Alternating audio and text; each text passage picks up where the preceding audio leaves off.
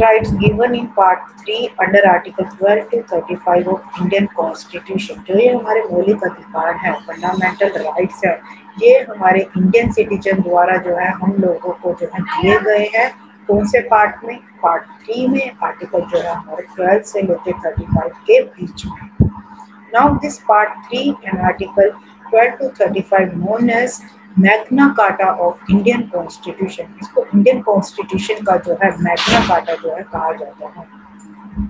इन 1931 Indian National Congress, उस time पर एक ही पार्टी हुआ करती थी।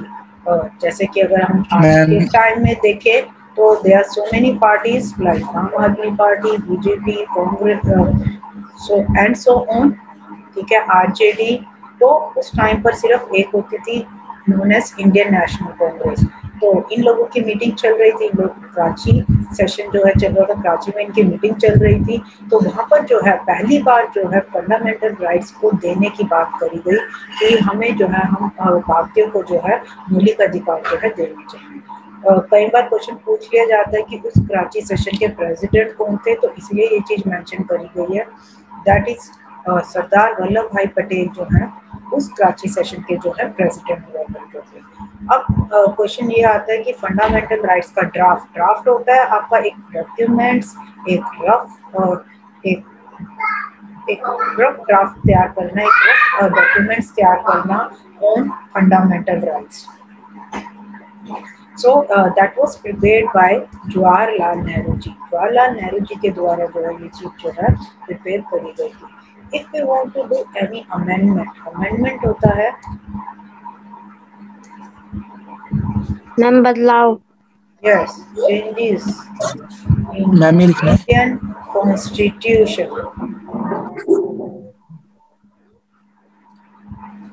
दैट इज अगर हमें कोई भी अमेंडमेंट करनी है फंडामेंटल राइट्स में, यानी कि इंडियन कॉन्स्टिट्यूशन के अंदर ही हमारे फंडामेंटल राइट्स आते हैं, so then it is to be done by कोई भी बीच में ऐसे नहीं। नेक्स्ट हमारा आता है अब अगर हमने कोई भी अमेंडमेंट, कोई भी चेंजेस करने फंडामेंटल राइट्स में, तो वो जो है हमारे कहाँ पर होंगे? पार्लियामेंट में। पार्लियामेंट में मैंने आपको बताया था कि जो हमारे पार्लियामेंट में जो चेंजेस होंगे वो 3 तरीके से होंगे, लोकसभा और राज्यसभा और प्रेसिडेंट। यहाँ पर बिल आएगा, जो भी फंडामेंटल राइट्स में चेंजेस करने उसका बिल यहाँ आएगा, यहाँ से पास होगा 2/3 मेजोरिटी से, फिर राज्यसभा के पास जाएगा, फिर राज्यसभा से 2/3 मेजोरिटी से पास होगा, उसके बाद जो है प्रेसिडेंट के पास जाएगा, और प्रेसिडेंट हमारी साइनिंग अथॉरिटी होती है। नेक्स्ट आता है these fundamental rights can be removed by president in case of emergency. हमारे देश में अगर इमरजेंसी लग जाए उस केस में जो है ये जो फंडामेंटल राइट्स जो है रिमूव करे जाते हैं प्रेसिडेंट के द्वारा in case of emergency. Clear? और इसमें भी एक एक्सेप्शन है कि हमारा जो आर्टिकल जो 20 है और 21 है ये हमारे से नहीं छीना जा सकता, बाकी सारे जो है आपके जो है सस्पेंड कर लिए जाते हैं fundamental rights in the case of emergency. किनके द्वारा? प्रेसिडेंट के द्वारा। For the protection of fundamental rights, अगर हमने अपने फंडामेंटल राइट्स को प्रोटेक्ट करना है तो हम इसके लिए कहाँ जा सकते हैं? Then we can go to judiciary. Judiciary हमारी न्यायपालिका, और न्यायपालिका हमारी 3 चीजों से मिलकर बनी हुई है। One is supreme court, high court और law courts, that is judiciary. Clear? Supreme court, high court. Yes Ashish Yadav, क्या डाउट है बेटा?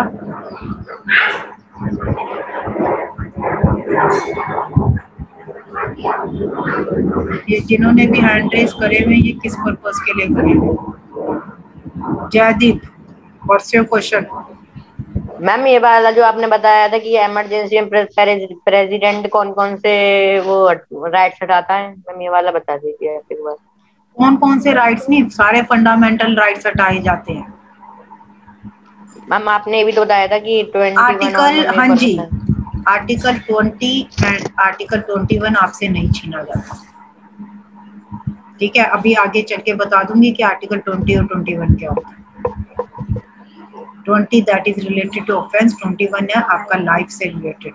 सरताज क्या क्वेश्चन है? मैम जुडिशरी में मैम जुडिशरी क्वेश्चन बोलो अपना। मैम उसमें मैम आपने क्या 3 चीजें बताई थी मैम, किस 3 चीजों से मिलके बनते मैम, वो बता दीजिए, फिर से रिपीट कर दीजिए। Supreme court, high court, lower court. Okay. Simple. Next आता है, there was 7 fundamental rights in Indian constitution but now it is 6 fundamental rights. जब हमें हमारा कॉन्स्टिट्यूशन मिला था उस टाइम पे 7 फंडामेंटल राइट्स थे हमारे भारतीय संविधान द्वारा जो हमें दिए गए थे, लेकिन एक फंडामेंटल राइट्स जो है रिमूव कर दिया गया था अमेंडमेंट के थ्रू। नेक्स्ट हमारा क्वेश्चन आता है, fundamental rights borrowed from US constitution. देखिए, जो हमारे फंडामेंटल राइट्स है, हर देश का अपना अपना कॉन्स्टिट्यूशन होता है, लेकिन जब हमारा कॉन्स्टिट्यूशन बना था तो उस टाइम पर हमने जो है अराउंड 60 कंट्रीज का कॉन्स्टिट्यूशन स्टडी करा था, उसमें से एक देश यूएस भी था। Clear? We have studied around 60 countries' constitution when we were making our constitution. Clear? अब हमें जिस कंट्री का जो लॉ अच्छा लगा, जिस भी कंट्री का, यूएस का हमें क्या चीज अच्छी लगी, उन्होंने जो फंडामेंटल राइट्स जो बनाए थे उनका जो कंसेप्ट है वो चीज हमें बहुत अच्छी लगी, तो हमने क्या करा, यूएस कॉन्स्टिट्यूशन से फंडामेंटल राइट्स का कंसेप्ट जो है हमने उठा लिया। सिंपल। क्लियर? नेक्स्ट आता है, नेक्स्ट हमारा आता है that as in the previous slide I already discussed with you that we were having 7 fundamental rights, और उसमें से जो है हमारी एक जो है रिमूव करके 6 जो है फंडामेंटल राइट्स जो है कर दिए गए हैं। नाउ 6 कर दिए हैं तो that means 1 right that has been removed, एक राइट जो है हमारा जो है हटा दिया गया है। वो कौन सा है? That is right to property. जो हमारा संपत्ति का अधिकार है वो चीज जो है हमारी रिमूव कर दी गई है। कौन से अमेंडमेंट के तहत? 44th अमेंडमेंट 1978 के तहत। अब अगर इसको हमने राइट टू प्रॉपर्टी को हमने as a fundamental right remove कर दिया है तो दैट मीन्स इसको किसी ना किसी राइट में तो कन्वर्ट करा है, तो वो कौन से राइट में हमने इसको कन्वर्ट करा है? That is known as legal right, कानूनी अधिकार। कौन से आर्टिकल के तहत? Article 300 sub section A. Clear? अब आते हैं हमारे ये 6 फंडामेंटल राइट्स और right to equality, article 14 to 18, right to freedom स्वतंत्रता का अधिकार 19 to 22, अगेंस्ट एक्सप्लॉयटेशन यानी कि शोषण के विरुद्ध अधिकार 23 to 24। देन हमारे जो है धर्म से रिलेटेड जो हमें फ्रीडम दी गई है that comes under 25 to 28। Cultural and educational right वो हमारा आर्टिकल 29 से 30 के बीच में दिया गया है। और राइट टू कॉन्स्टिट्यूशनल रेमेडीज, अब संवैधानिक उपचार, ये हमारा आर्टिकल 32 के अंदर जो है दिया गया है।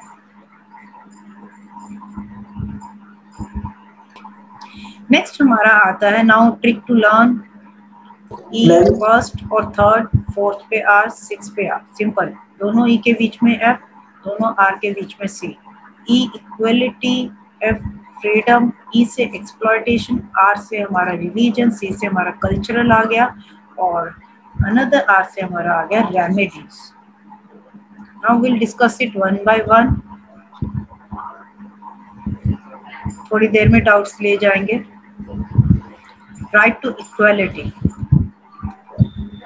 that comes under article 14 से 18 के बीच में हमारा आता है and the short trick is e power। Simple, यही चीज हमने लर्न करनी है, इम्पोर्टेंट। यहीं से ये पूरी की पूरी स्लाइड आपको लर्न हो जाएगी, स्पेसिफिकली लर्न करने की जरूरत नहीं है।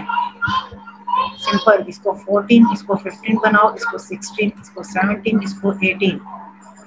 14 आर्टिकल हमारा ई से रिलेटेड इक्वालिटी, अब equality means we all are equal in eyes of law. Next हमारा आता है, अब इस केस में एक एक्सेप्शन दी गई है, in the case of governor and president. अब गवर्नर और प्रेसिडेंट को जो है हम डायरेक्ट जो है कटघरे में ले जाके खड़ा नहीं कर सकते, उनसे जो है क्वेश्चंस नहीं पूछ सकते। प्रेसिडेंट हमारा हेड ऑफ द स्टेट होता है।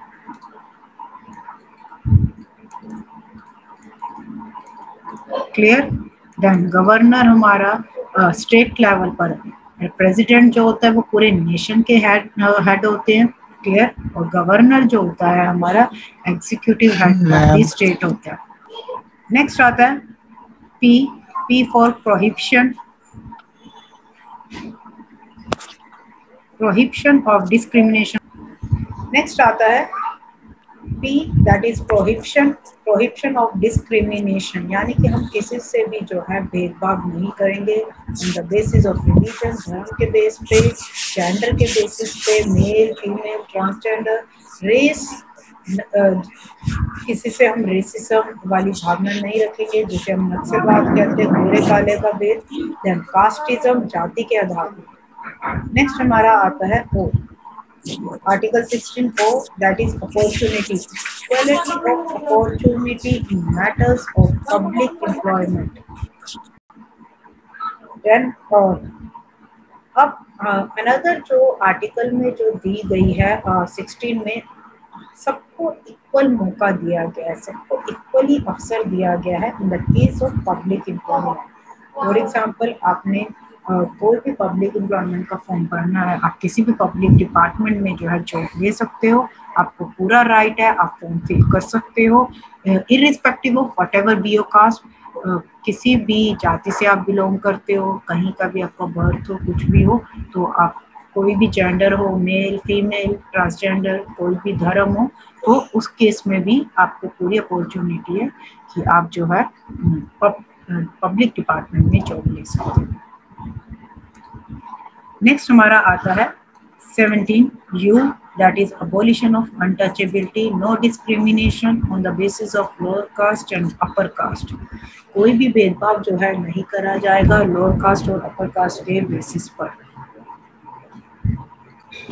चलिए, और नेक्स्ट आता है 18, that is for titles। अब इसमें दो तरीके के टाइटल्स दिए गए, एजुकेशनल, यानी कि कोई इंजीनियर है, डॉक्टर है, वो अपने नाम के आगे इंजीनियर डॉक्टर लगा सकता है। कोई परमवीर चक्र, मिलिट्री टाइटल्स में परमवीर चक्र होल्डर है, अशोक चक्र होल्डर है, वो भी अपने नाम के आगे लगा सकता है। There is one exception that is given under this, कि किसी का पद्म विभूषण और भारत रत्न होल्डर्स हैं, ये लोग नहीं लगा सकते। Reason being this belong to high category. And here we are talking about equality, हम यहाँ पर सबको समानता इक्वल की बात कर रहे हैं, सो इसीलिए जो है ये एक्सेप्शन जो है दी गई है। नेक्स्ट आता है हमारा right to freedom 19 to 22, and the short trick is follow, you can remember it as a name of a medicine. Ma'am, like president is a head of state, then governor किसका head होता है बेटा? State अभी मैंने बताया था president के case में हेड ऑफ द स्टेट। यहाँ पर स्टेट का मतलब राज्य नहीं है, यहाँ पर मतलब है नेशन। जो हमारे प्रेसिडेंट होते हैं उनको बोला हेड ऑफ द स्टेट बोला जाता है। क्लियर है मनीष को? क्लियर होगा। अब गवर्नर हमारा क्या होता है? ये एग्जीक्यूटिव हेड होता है किसका? स्टेट का। अब यहाँ पर स्टेट का मतलब है राज्य का। Yes ma'am. ठीक है बेटा, ठीक ओके, ठीक है Manish, your doubt is clear. Next आता है हमारा राइट टू फ्रीडम कॉलेज। देखिए, सबसे पहले F 19, 20, 21, दिस इज 21 और सबसेक्शन A आ जाएगा, और ये हमारा 22 आ जाएगा। म्यूट कर लीजिए जिनका अनम्यूट है। 6 फ्रीडम्स जो है हमें 19 आर्टिकल के अंडर दी गई हैं इंडियन सिटीजन्स को। And the short trick is समर्पण, where A and does not mean anything. S से हमारा स्पीच, इससे हमारा assemble, association, movement, residence, profession. Now as speech and expression मतलब हम सबको बोलने का अधिकार है, हम सबको अपने आप को एक्सप्रेस करने का अधिकार है। Assemble, you can assemble at any place without any arms, आप किसी भी जगह पर इकट्ठे हो सकते हो लेकिन विदाउट एनी आर्म्स मीन्स कोई हथियार नहीं होने चाहिए। देन नेक्स्ट आपका आता है association, we can make association, हम जो है एसोसिएशंस जो हैं बना सकते हैं। जैसे आपने देखा होगा कि ट्रेड यूनियन बनती है, वो अपनी एसोसिएशन बनाती है। देन आपकी जो है जितने भी सिटीज आती है बड़े बड़े, वहाँ पर एसोसिएशंस एसोसिएशन में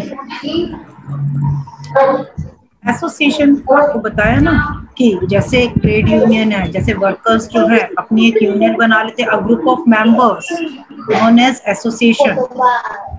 clear? Okay ma'am. Movement means we can move anywhere in the country, हम कहीं भी जो है अपनी कंट्री में आ जा सकते हैं।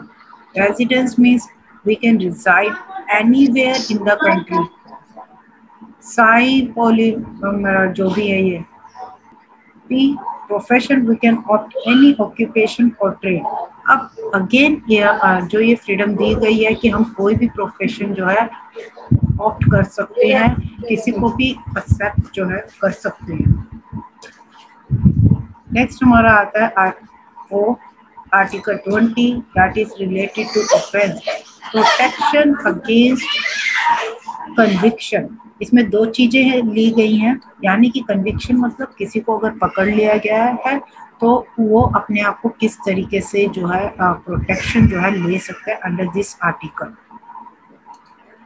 पहली, एक्स पोस्ट फैक्टो लॉ, जो भी क्राइम उस पर्सन ने करा है आज, तो जो करंट लॉ होगा उस क्राइम से रिलेटेड उसके अकॉर्डिंग पनिशमेंट मिलेगी, पुराने क्राइम के अकॉर्डिंग नहीं पनिशमेंट जो है उसको मिलेगी। क्लियर? फॉर एग्जाम्पल किसी ने चोरी करी है तो उस चोरी का जो है उसके रिगार्डिंग जो करंट लॉज है उसके अकॉर्डिंग जो है उस पर्सन को सजा।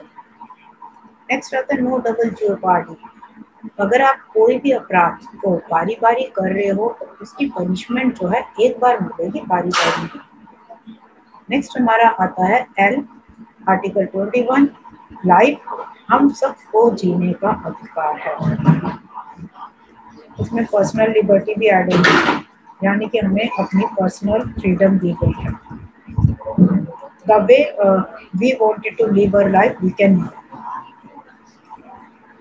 आगे आता है हमारा ई से 21 सबसेक्शन ए एजुकेशन, यानी कि 6 से 14 साल तक के बच्चों को राइट है to get education under 86 amendment 2002। Again एक स्टैट्स निकाला गया जहाँ ये पाया गया 6 से 14 साल तक के जो बच्चे हैं हमारे देश में जो है पढ़ ही नहीं रहे हैं। सो उस चीज को ध्यान में रखते हुए ये अमेंडमेंट मैम 86 एडमिटेंट एक्ट 2002 क्या है?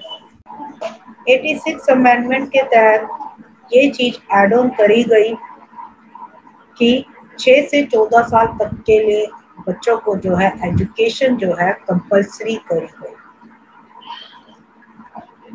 कि 6 से 14 साल तक के बच्चों को जो है पढ़ना जरूरी है। और कोई गरीब है नहीं अपने बच्चे को पढ़ा सकता तो उसकी फीस जो है गवर्नमेंट देगी, गवर्नमेंट पे करेगी, लेकिन आप अपने बच्चों को जो है स्कूल जरूर भेजिए 6 से 14 साल तक के बच्चों के लिए। ये एक स्टैट्स निकाला गया था, उसी में ही पता चला था कि 6 से 14 साल तक के बच्चे, ऐसे काफ़ी बच्चे हैं हमारे देश में जो पढ़ नहीं रहे हैं, जो चाइल्ड लेबर में फंसे हुए हैं या पेरेंट्स उनके किसी कारणवश नहीं पढ़ा पा रहे हैं। तो उस चीज़ को ध्यान में रखते हुए ये चीज़ जो है ऐड ऑन करें। नेक्स्ट आता है 22 सी अरेस्ट इन सर्टेन डिटेंशन। अब यहाँ पर दो चीज़ें हैं, अगर किसी को हिरासत में ले लिया गया है और उस केस में जो है अरेस्ट कर लिया गया है तो उस केस में वो पर्सन जो है अपने आप को किस तरीके से प्रोटेक्ट कर सकता है या किस तरीके से अपने आप को पेश कर सकता है। पहली चीज, जिस भी पर्सन को हमने पकड़ा है, फॉर एग्जाम्पल किसी पुलिस वाले ने पकड़ा है तो वो पर्सन जो है, पुलिस वाला जो है इन्फॉर्म करेगा उस पर्सन को उसके रिगार्डिंग कि आपको इस जुर्म के रिगार्डिंग जो है आपको जो है पकड़ा गया है। दूसरा पॉइंट, उसको मौका दिया जाएगा विदिन 24 आवर्स मैजिस्ट्रेट के सामने पेश जो है करा जाएगा और वो अपनी बात को जो है यहाँ पर रख सकता है। नाउ ये जो आर्टिकल है आपका, इसमें एक एक्सेप्शन है कि ये चीज जो है टेररिस्ट के ऊपर, जो आतंकवादी हैं उनके ऊपर लागू नहीं हो सकती। ये हम सिविलियंस, हम जो इंडिया में रह रहे लोग हैं उनके ऊपर जो है ये अप्लाई हो सकता है, अप्लाई होता है ये article, not on terrorist. Obvious सी बात है, एक आतंकवादी को हम ये नहीं बोले, इन्फॉर्म नहीं करेंगे कि हाँ भाई हम तेरे को पकड़ने जा रहे हैं या हम तेरे को इस जुर्म में। टेररिस्ट को तो सीधी सी बात है पकड़ा जाएगा और पिटाई होगी अच्छे से।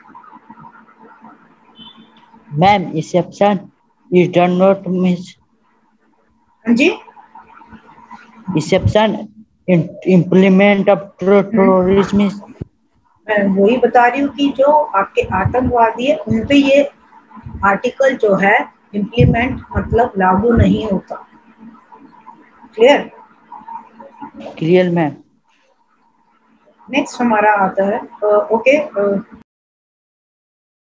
चलिए, राइट अगेंस्ट एक्सप्लॉयटेशन आर्टिकल 23 से 24 के बीच में, and the short trick is TC take care.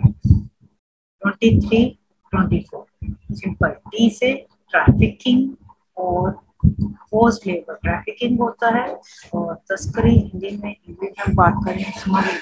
अब स्मगलिंग किस तरीके की, जैसे बच्चों की करते हैं, मैन वुमेन सब इंक्लूड होती है इसमें, इस आर्टिकल। चाहे वो एक बच्चे को मतलब बेचना या किसी आदमी को या फिर किसी औरत को, ठीक है जी, वो चीज अगर किसके साथ ऐसा कुछ भी होता है तो वो इस आर्टिकल के अंडर अपने आप को प्रोटेक्ट कर सकते हैं। दूसरा आता है फोर्स्ड लेबर। फोर्स्ड लेबर होता है आप जब जोर जबरदस्ती से किसी से काम करें, चाहे वो आप अपनी फैक्ट्री में हो, अपनी कंपनी में हो, किसी भी तरीके का, तो हम किसी को जबरदस्ती फोर्स नहीं कर सकते हैं कि आप हमारे यहाँ पर काम करो। इसमें फोर्स लेबर में एक चीज और आती है, दैट इज लो वेजेस। अब मान लो किसी से काम जो है वो है 5 आवर्स का बोल के 8 आवर्स का करवा रहे, ठीक है, तो वो 3 घंटे के लेकिन पैसे नहीं दे रहे, लेकिन वो पर्सन जो है अब 8 आवर्स ही काम कर रहा है, तो इसको पता है कि आफ्टर अ मंथ मुझे एक जो है सैलरी मिलेगी जो भी 5 आवर्स का उनका डिसाइड हुआ है। तो एक बंदी की सैलरी मिलने के कारण वो बंदा 5 के बजाय 8 घंटे भी काम कर रहा है। तो अगर कोई पर्सन को जबरदस्ती लो वेजेस में भी काम करवाया जा रहा है तो वो भी इस आर्टिकल का जो है यूज करके अपने आप को प्रोटेक्ट कर सकते हैं। This is article 23। नाउ हमारा आता है सी, चाइल्ड लेबर। अब आर्टिकल 24 सी चाइल्ड लेबर यानी कि 14 साल तक के बच्चों के लिए फैक्ट्री में काम करना इलीगल कंसीडर करा जाएगा। Till 14 years of age is illegal. No one can force a child to work as a labor. कोई भी फोर्स नहीं कर सकता एक बच्चे को कि उनके फैक्ट्री में एज ए लेबरर जो है वर्क करे।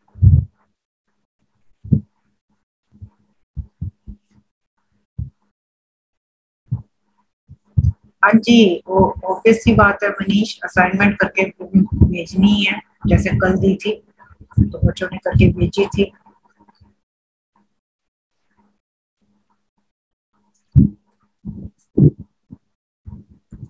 नेक्स्ट आता है right to religion, that comes under article 25 से 28 के बीच में।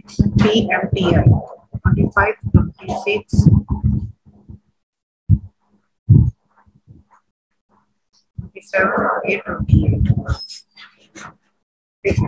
पी से हमारा आ जाता है profession, practice and propagation of animal, यानी कि किसी भी रिलीजन को एज ए प्रोफेशनल एक्सेप्ट कर सकते हैं, उसकी प्रैक्टिस कर सकते हैं। प्रोपगेशन प्रचार करना, प्रचार कर सकते हैं उस रिलीजन का। फॉर एग्जाम्पल अगर मैंने जैनिज्म अडॉप्ट करा है तो मैं जैनिज्म से रिलेटेड मंदिर खोल सकती हूँ। प्रोफेशन, प्रैक्टिस मतलब जो भी उनके मंत्र हैं उनको प्रैक्टिस कर सकती हूँ। प्रोपगेशन, जैनिज्म का मैं प्रचार भी कर सकती हूँ। Under this article, you are free to opt any religion. आप किसी भी रिलीजन को फ्रीली ऑप्ट कर सकते हो और उसको जो है एज ए प्रोफेशन आप अडॉप्ट कर सकते हो, उसको प्रैक्टिस कर सकते हो, उसका प्रचार भी आप कर सकते हो। नेक्स्ट आता है मैनेज रिलीजियस अफेयर्स आर्टिकल 26। इसमें क्या है कि फॉर एग्जांपल अगर मुझे कोई मंदिर खोलना है तो मैं उसके लिए जो है प्रॉपर्टी जो है ले सकती हूँ। This is article 26। नेक्स्ट आता है 27 taxes. Can't collect taxes from religious places. होगा जो भी हमारी रिलीजियस प्लेसेस हैं, स्पिरिचुअल ऑर्गेनाइजेशंस हैं, उससे जो है हम टैक्स जो है कलेक्ट नहीं करते हैं। चैट बॉक्स में लिखिए अपना क्वेश्चन ऋषिका, हैंड आउट कर लीजिए, चैट बॉक्स में लिख लीजिए, चेक आउट इट। नेक्स्ट हमारा आता है आई से institute. You have right to preach your own religion in institute, but you can't force them to adopt. Simple. आप जो है अपने रिलीजन के बारे में बता सकते हो उस इंस्टीट्यूट में, लेकिन आप किसी को फोर्स नहीं कर सकते कि आप उसको अडॉप्ट करो।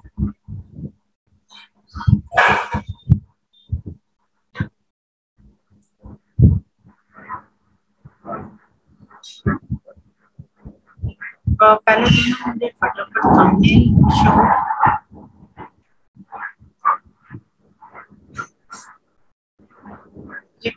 थंबनेल शो करो कि मेरी आवाज क्लियर आ रही है आपको? मेरी आवाज क्लियर आ रही है?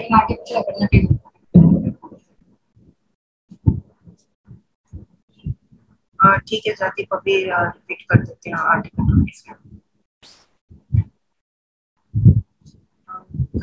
27।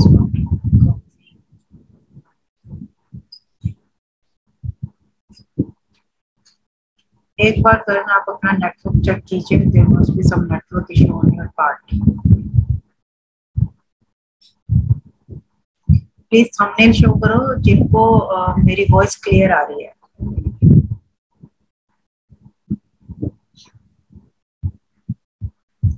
थंबनेल यस, तनिष भविष्य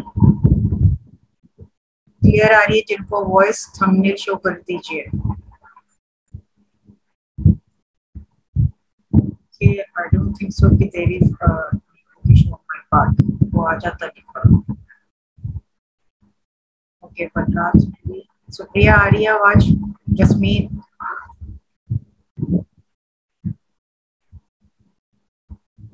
ओके प्लीज जिनको वॉइस इशू है so kindly check your network. Karan and जो भी जिनको वॉइस इशू है अपना नेटवर्क चेक कीजिए। मैं एक बार दोबारा बता देती हूँ, एक का 26 और एक का 27 जो है डाउन था। देखो यहाँ पर जो है हम 25 में ये है कि हम फ्रीली कोई भी रिलीजन को जो है ऑप्ट कर सकते हैं। क्लियर? अब आता है 26 article manage religious affairs. Simple है, अगर मुझे कोई मंदिर खोलना है तो उसके लिए मैं जो है लैंड जो है खरीद सकती हूँ, मैं प्रॉपर्टी जो है एक्वायर कर सकती हूँ। एक्वायर मतलब लेना, चैरिटेबल पर्पस के लिए, मंदिर खोलने के लिए या गुरुद्वारा खोलने के लिए मैं प्रॉपर्टी ले सकती हूँ। This is article 26। Clear? Now 27 that is taxes. हम जो है स्पिरिचुअल ऑर्गेनाइजेशन से या फिर रिलीजियस प्लेसेस से जो है टैक्स जो है कलेक्ट नहीं करते हैं। This is article 27। 28 प्रोविजन, हम जो है अपने रिलीजन की जो है एक इंस्टीट्यूट में जो है नॉलेज दे सकते हैं, उसके बारे में बता सकते हैं, लेकिन वहाँ पढ़ रहे बच्चों को फोर्स नहीं कर सकते कि आप हमारे रिलीजन को अडॉप्ट करो। Current clear? नेक्स्ट आता है कल्चरल एंड एजुकेशनल राइट 29 से 30 शॉर्टेज। आर्टिकल 29 और ये 30 माइनॉरिटीज। अब minorities means those people in a country having less population. अब माइनॉरिटीज वो लोग होते हैं जिनकी पॉपुलेशन जो है सबसे कम होती है हमारी कंट्री में। आप सबको पता है कि इंडिया जो है एक हिंदू देश है, तो हिंदू के अलावा जितनी भी कम्युनिटी कम्युनिटीज आती है that falls under minorities. Hindu के अलावा जितनी भी कम्युनिटीज होंगी वो सारी की सारी माइनॉरिटीज के अंदर आती है। ठीक है, अब आर्टिकल 29 किसके बारे में बात कर रहा है? Minorities interest protection. इनके इंटरेस्ट को हमने प्रोटेक्ट करके रखना है आर्टिकल 29 में। अब ये जो माइनॉरिटीज वाले लोग हैं जैसे जैनिज्म, सिख, मुस्लिम्स, इनका इंटरेस्ट किस चीज में है कि इनकी जो लैंग्वेजेस है वो बोलने दी जाए, इनका जो रिलीजन है वो ये इसको इजीली एक्सेप्ट कर सके, इजीली अडॉप्ट कर सके, जो इनका कल्चर है, जो भी इनके फेस्टिवल्स आते हैं वो इनको जो है सेलिब्रेट करने के लिए। दिस इज एन आर्टिकल कि माइनॉरिटीज के इंटरेस्ट को protect by conserving the languages को कंजर्व करके बचाते रहेंगे उनके रिलीजन को और उनके नेक्स्ट आता है ई। अब this is related to this only. ये जो माइनॉरिटीज लोग हैं इन लोगों को पूरा का पूरा राइट दिया गया है कि ये जो है अपना एजुकेशनल इंस्टीट्यूट जो है खोल सकते हैं। आपने देखा होगा कि हमारे देश में काफी जैनिज्म स्कूल हैं, काफी सिख स्कूल्स हैं, क्रिश्चियन स्कूल्स हैं। नेक्स्ट आता है राइट टू कॉन्स्टिट्यूशनल रेमेडीज।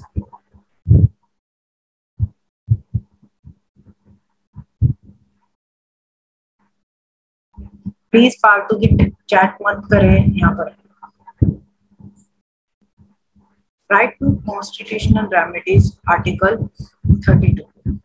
ये बहुत ही इम्पोर्टेंट हमारा फंडामेंटल राइट है। पिछले जितने भी हमने राइट्स करे हैं उसकी जो है ये राइट जो है हमें प्रोटेक्शन देता है। अगर हमारे से वो सारे राइट्स छीनते जाए तो हम इस राइट का यूज करके अपने राइट्स को प्रोटेक्ट कर सकते हैं। This fundamental right is called heart and soul of Indian constitution by doctor B R. Ambedkar. ये जो है इसको जो है डॉक्टर बी.आर. अम्बेडकर के द्वारा जो है इसको हार्ट एंड सोल बोला गया भारतीय संविधान का। In case of violation of fundamental rights that person can use this fundamental right. अगर हमारे से हमारे फंडामेंटल राइट्स छीन लिए जाए तो उस केस में हम इस फंडामेंटल राइट का यूज कर सकते हैं। देखिए आर्टिकल 32 किस तरीके से वर्क करता है। इंडिविजुअल और सुप्रीम कोर्ट। इंडिविजुअल अपने फंडामेंटल राइट्स को प्रोटेक्ट करने के लिए कहा जाएगा सुप्रीम कोर्ट में। सुप्रीम कोर्ट जो है आगे क्या करेगा? अपने फंडामेंटल राइट्स को प्रोटेक्ट करने के लिए 5 रिट्स इशू करेगा। रिट्स होता है हिंदी में अगर हम बात करें रेमेडी मतलब सुधार होती है हमारे, तो हमें उसको किस तरीके से सुधारना।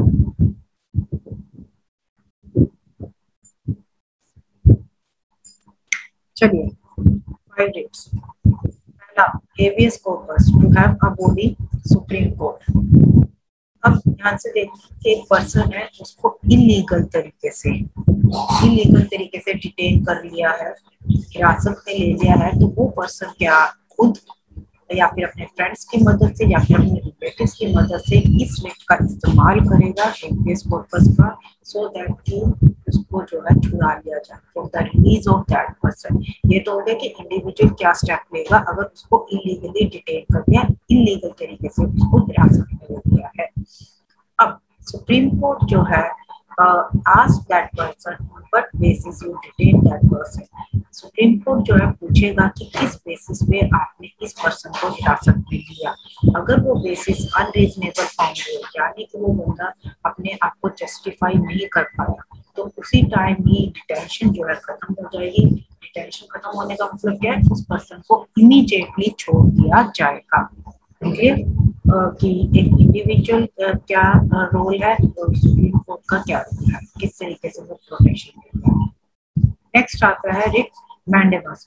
We command statutory and non statutory body, यानी कि संवैधानिक और गैर संवैधानिक।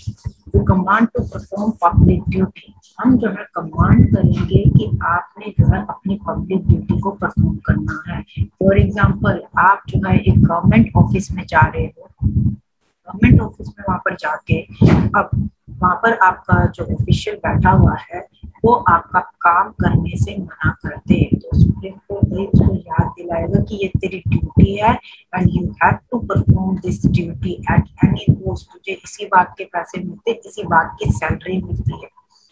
क्लियर है? तो ये चीज जो है उसको कमांड करी जाएगी कि आपको अपना काम करना पड़ेगा। नेक्स्ट आता है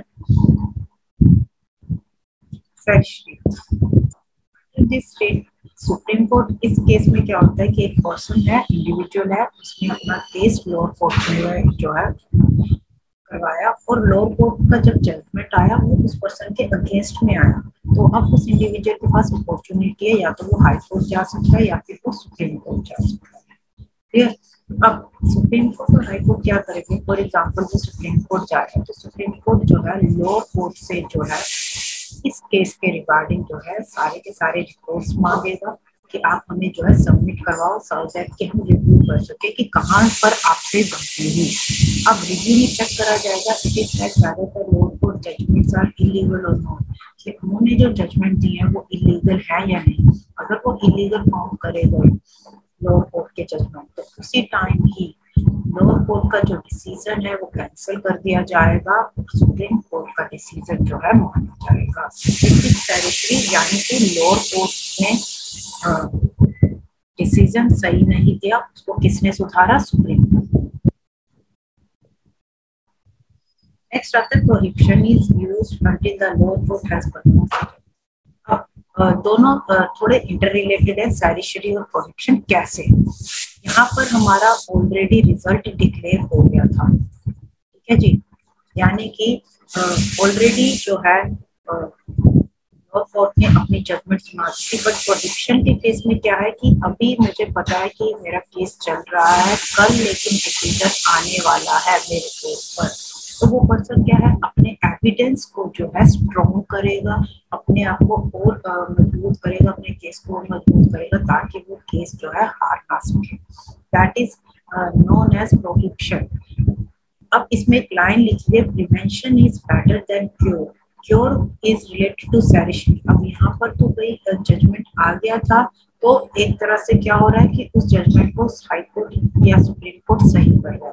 प्रिवेंशन और प्रोहिबिशन यानी कि हमें पता है कि आगे सर्दी का मौसम है, हमने ठंडा पानी नहीं पीना, तो हम अपने आप को ऑटोमेटिकली प्रिवेंट करें। दैट इज प्रोहिबिशन, कि हम ऑटोमेटिकली हमें पता है कि कल रिजल्ट आने वाला है और हम अपने केस को और स्ट्रॉन्ग कर रहे हैं।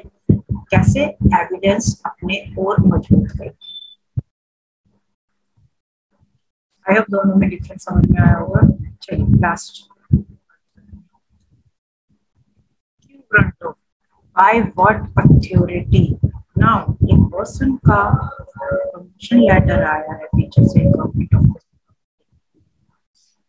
और जिस पर्सन के लिए परमिशन लेटर आया पर्सन को प्रमोट करने की बजाय किसी और को प्रमोट कर दिया गया। अब वो इंडिविजुअल क्या करेगा? अब जिसके लिए आया है वो पर्सन जो है इस रिट का इस्तेमाल करके कोर्ट में जाएगा। नाउ अब कोर्ट उसको बदले में किस तरीके से जो है प्रोटेक्ट करेगा, वो जो है उस पर्सन से पूछेगा कि आपने किस बेसिस पे किसी और पर्सन को प्रमोट करा, जबकि प्रमोशन लेटर तो इस पर्सन का आया था। तो दैट अथॉरिटी विल आस्क कि किस अथॉरिटी से आपको ये अथॉरिटी किसने दी कि आपने प्रमोशन जो है किसी और को दे दिया। क्लियर? तो उससे क्वेश्चंस पूछे जाएंगे कि nobody has given this authority, और आप अपने अकॉर्डिंग जो है अपने आप से चेंज नहीं कर सकते हो। जब इनिशियली इस पर्सन के लिए प्रमोशन लेटर आया था तो आपने इसी को ही प्रमोट करना है, किसी और को नहीं।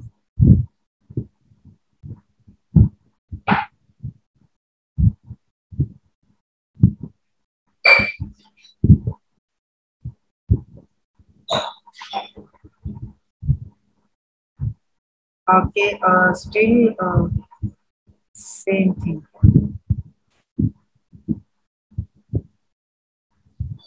ये 2-3 बच्चों को ना वॉइस की प्रॉब्लम आ रही है, विराट चौधरी और ये दो को प्लीज, जिनको भी प्रॉब्लम है अपना नेटवर्क चेक करो।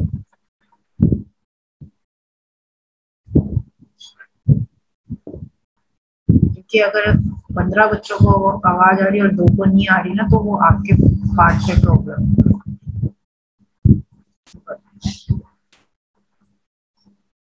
वॉइस क्लियर आ रही है? हमने शो करना जिनको आ रही है। अरुण यादव, लवप्रीत, निशिकांत, थंबनेल शो करो बेटा अगर वॉइस क्लियर आ रही है आपको।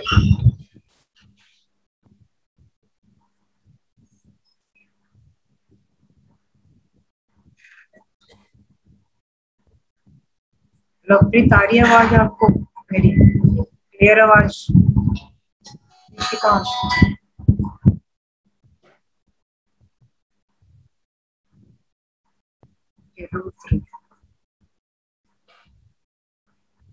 ठीक है,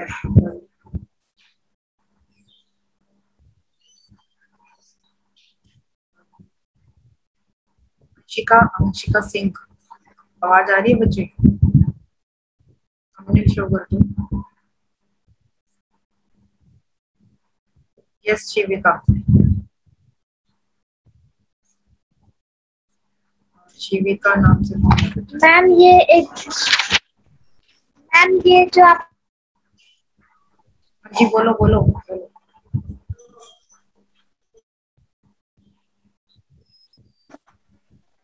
बोलिए।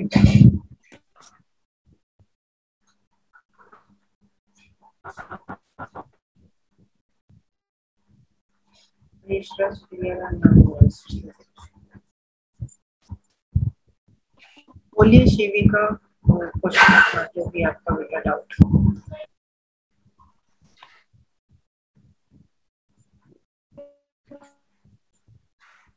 थैंक यू मैम, आपकी वॉइस क्लियर है। पहले ये बोला था कि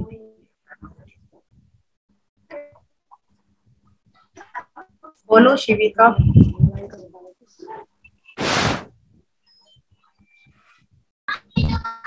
मैम ये जो कह रहे हैं प्रिवेंशन बेटर देन क्योर बताया था ना, ये एक बार फिर से बता दीजिए।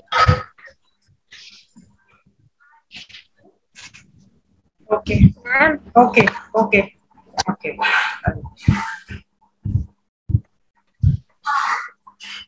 देखिए, prevention is better than cure ये लाइन इसलिए यूज करी है सो दैट कि आप प्रोडक्शन को भी समझ लो और सैरिशरी को भी समझ लो।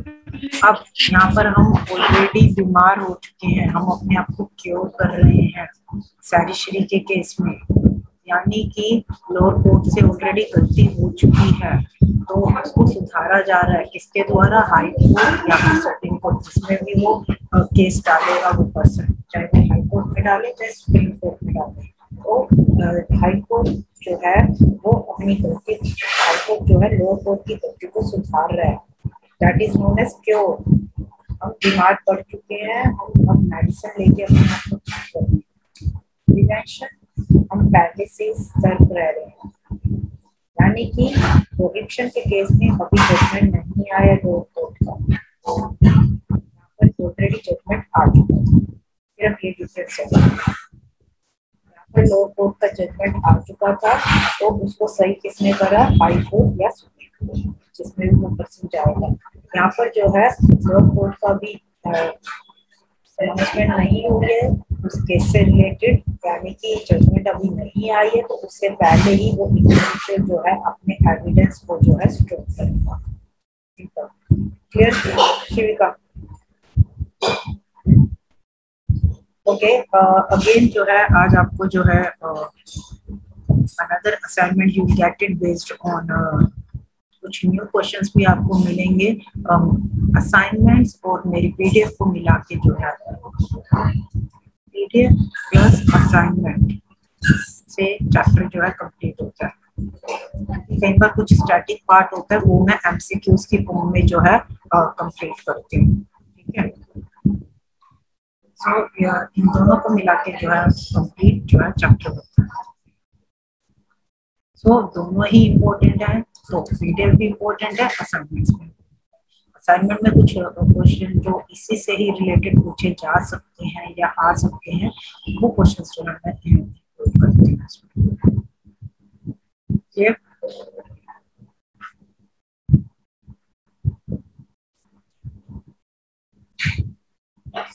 किसी बच्चे को कोई डाउट इस चैप्टर में? फिर कल जो है हम अनदर चैप्टर स्टार्ट करेंगे।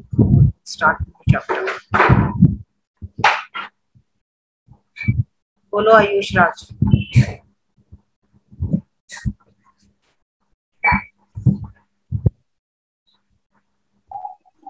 मैम इक्विवेलेंट क्या है? हाँ, पहले तो अपना क्यू बेरेंटो पहले तो मास्क नीचे करो। मैम, बोलो। क्यू बेरेंटो तो क्यों वारंट मैंने अभी बताया ना कि किस अथॉरिटी से जिस पर्सन का प्रमोशन लेटर आया था उसको प्रमोट ना करके किसी और को प्रमोट कर दिया गया। वो पर्सन जो है इस रेट का इस्तेमाल करके सुप्रीम कोर्ट में जाएगा और सुप्रीम कोर्ट जो है फिर उस ऑफिशियल से पूछेगा कि आपने किसी और को कैसे प्रमोट कर दिया, ये अथॉरिटी आपको किसने दी। That is quo warranto. Clear Ayush Raj? Thank you ma'am. Okay okay, welcome बेटा। मैम, ठीक है, हैंड डाउन कर लीजिए।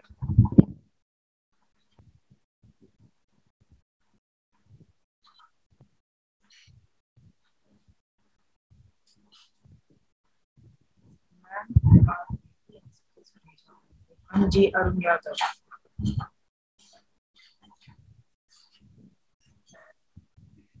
आशीष यादव नहीं आ रही है तो बेटा नेटवर्क चेक करो, सबको आ रही है। मैं बारी बारी एक चीज पे नहीं मैं मैम मुझे नहीं आ रही तो बेटा चेक करिए अपना नेटवर्क। सिंपल। अभी भी मैंने दोबारा पूछा कि बच्चों को आ रही है आवाज, अगर आपको नहीं आ रही तो आप चेक कीजिए, रीज्वाइन कर दीजिए। कॉम्पिटिटिव एग्जाम में मैम आगे लिखो। कॉम्पिटिटिव एग्जाम में मैम व्हाट नेक्स्ट?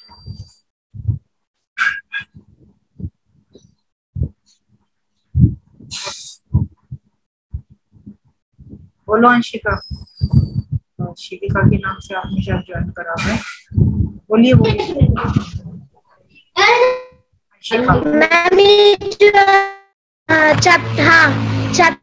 आपने एक पॉइंट लिखवाया था इफ द पर्सन। बोलो बोलो, आवाज नहीं आ रही है आपकी।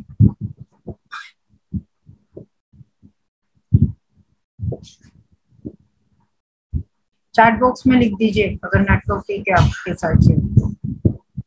Right it down in chat box your doubt. इस वीडियो को लाइक करें, हमारे चैनल को सब्सक्राइब कर बेल आइकन जरूर प्रेस करें हमारी न्यू वीडियो सबसे पहले देखने के लिए।